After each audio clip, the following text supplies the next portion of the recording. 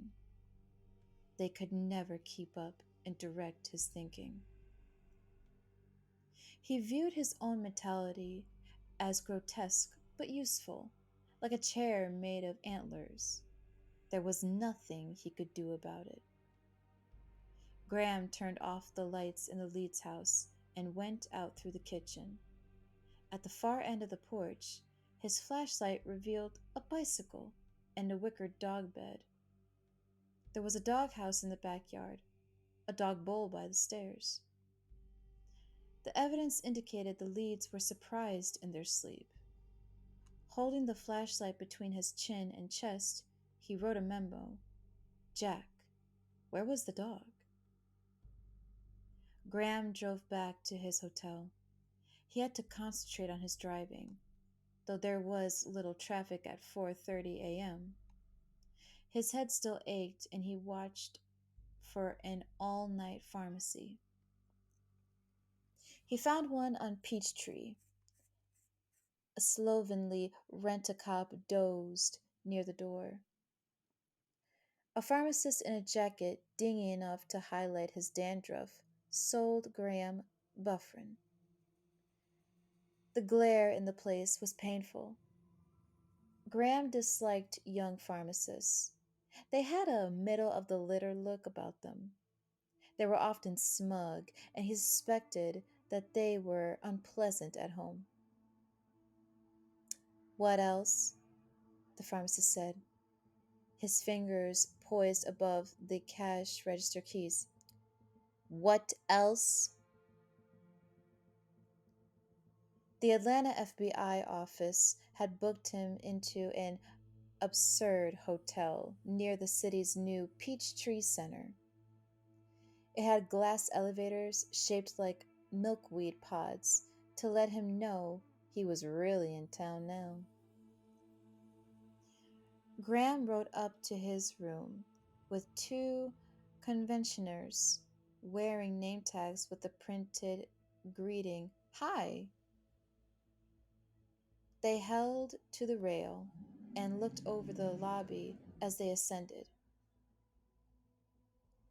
"Look yonder by the desk. That's Wilma and them just coming in now," the larger one said. "God damn, I'd love to tear off a piece of that." "Fuck her until her nose bleeds," the other one said. Fear and rut, and anger at the fear. "Say, you know why a woman has legs?" "Why?" "So she won't leave a trail like a snail." The elevator doors open. "Is that it?" "That's it," the larger one said. He lurched against the facing as he got off. "This one is blind leading the blind," the other one said. Graham put his cardboard box on the dresser in his room. Then he put it in a drawer where he could not see it. He had had enough of the wide-eyed dead. He wanted to call Molly, but it was too early. A meeting was scheduled for 8 a.m. at the Atlanta police headquarters. He'd have a little enough to tell them. He tried to sleep.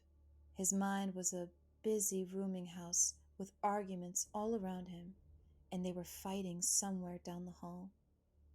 He was numb and empty, and he drank 2 fingers of whiskey from his bathroom glass before he lay down.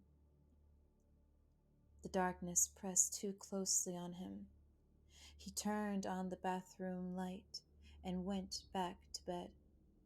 He pretended Molly was in the bathroom brushing her hair.